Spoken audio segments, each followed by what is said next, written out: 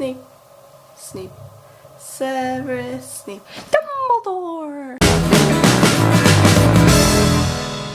Hi guys, my name's Cassandra and welcome to my video broadcast. So last term, I was fortunate enough to be one of the students to take Popular Potter, an English course offered at the University of Waterloo that went into all 7 of J.K. Rowling's Harry Potter books. This was such an amazing class because for 3 hours a week, we just sat in class and discussed Harry Potter. We were able to talk what we liked, what we disliked, any fan theories. Not only that, we got to talk about fan fiction and memes.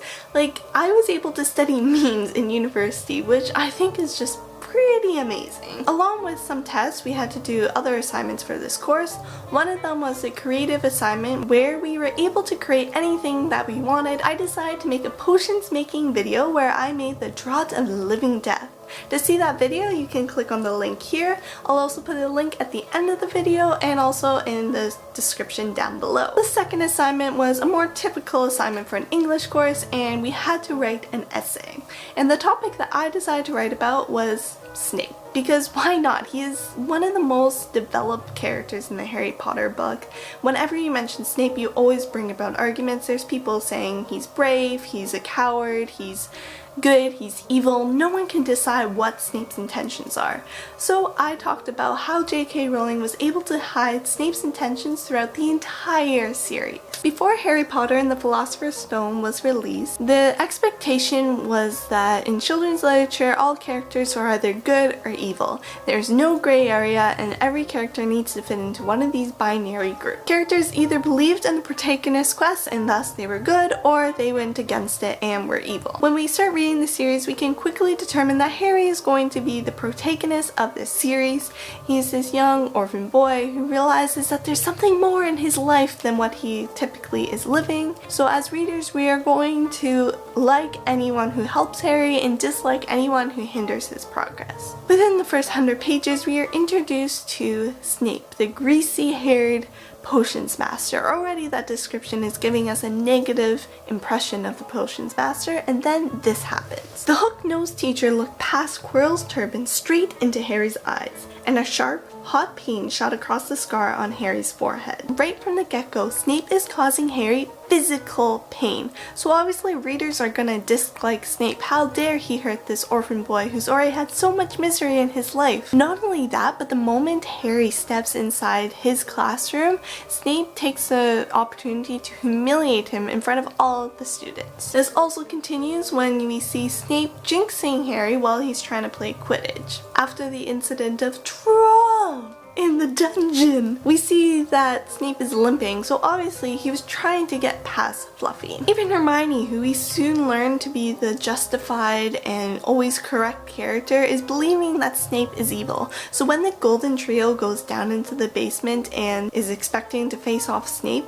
we are all taken away when we realize it's Quirrell. Readers are so taken up in this binary classification that they don't even stop to consider that there is someone else other than Snape causing all this misery for Harry. For the entire first book, readers are thinking that Snape is horrible, and then at the end we find out that he was actually helping Harry and he was trying to prevent Quirrell from getting the Philosopher's Stone. So technically this means that Snape is good because he was helping Harry, but can we really put aside all the mistreatment of students he does? He humiliates not only Harry and the rest of the Gryffindors, he humiliates everyone who's not in his class. So pretty much 3/4 of the school is annoyed at Snape, they dislike Snape. Neville's biggest fear is Snape, so we can't really just set aside this big fact that Snape is not a good person. However, we never stop to think that he might be evil. He saved Harry in first year, so obviously he's on team good. This argument reappears over and over again throughout the books. In the 4th book, during the Triwizard Tournament, we are seeing that Moody is exploring Snape's office.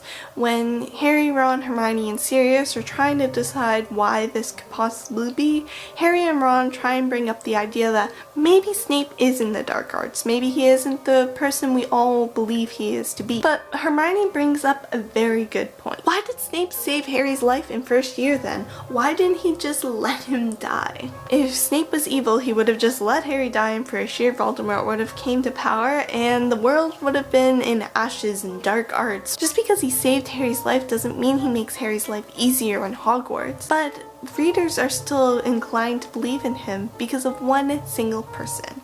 Dumbledore. So Dumbledore is seen as this great wise old wizard. We see these types of savior characters such as Merlin, Gandalf. They're the old wizards who know everything. They always come and save the day. So we want to believe that Dumbledore is infallible. Even at the end of the 5th book, when Dumbledore admits to us that he made all these wrong decisions, that he's made mistakes, we are still inclined to believe him. And because we trust Dumbledore, in extension we have to trust Snape because Dumbledore trusts Snape. And this is apparent in like so many characters, especially Sirius. Snape and Sirius were childhood enemies. They do not like each other at all. But yet Sirius defends Snape simply because he believes in Dumbledore. Sirius realizes that Dumbledore trusts in a lot of people where other people wouldn't. But Sirius trusts Dumbledore's judgment, so he's going to believe in Snape even though he absolutely hates him. And this is just such a weird idea, just because one character seems to be always right, we put his faith in him, by extension we trust other characters. But throughout the entire series we're kind of on the side that Snape maybe not the best of people, but he is ultimately on team good. So when we get to the 6th book and we get to the Disasterly Astronomy Tower, we are all hoping with Harry that Snape's going to save the day, that he's going to save Dumbledore and everything's going to be okay.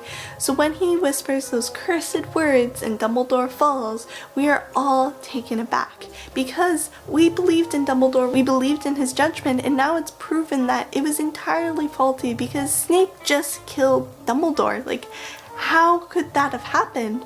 We believed in Dumbledore, we believed that he was true, and now Dumbledore's dead and Snape is evil and everything has just gone wrong. So after these actions at the Astrology Tower, we 100% believe that Snape is evil. There's no redeeming this. He explains that in first year he didn't actually know he was stopping Voldemort, he thought he was stopping Quirrell.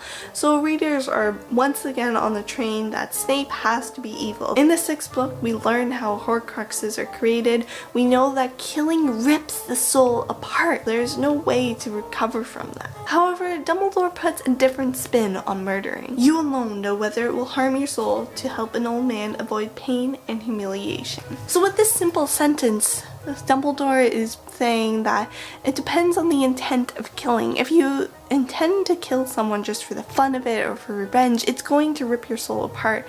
But if you're killing for good intentions, for good reasons, that you're actually helping them, then it might not actually be an act of evil. Which means that Snape's killing of Dumbledore was actually a mercy kill, and with that, he was actually working for the better good. We went from thinking Snape was evil to finding out that he was actually helping Harry, to kind of being like, how is he? Is he good? Is he bad? To 100% believing that Snape was good because Dumbledore said so, to having that thrown out the window and being like, Snape is evil.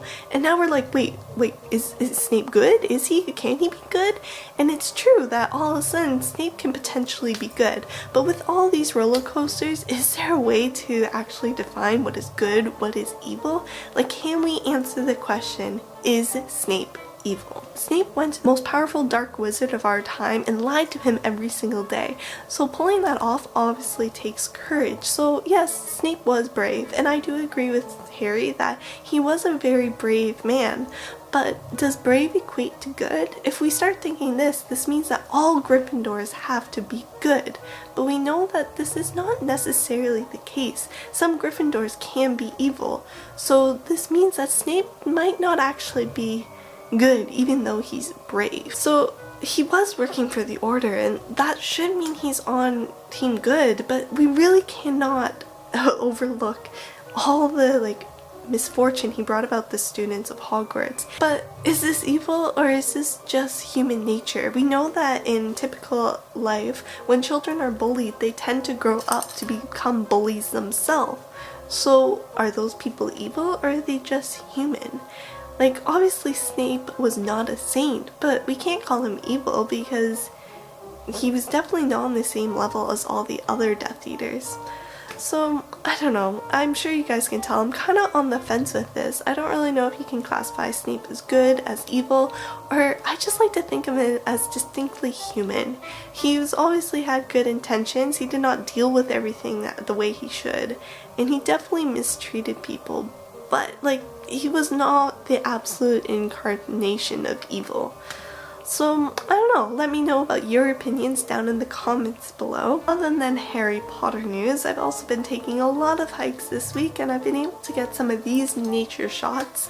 I'm really enjoying it right now because it's like fall time, the leaves are changing and the animals are like collecting all their food for hibernation, and it's really pretty.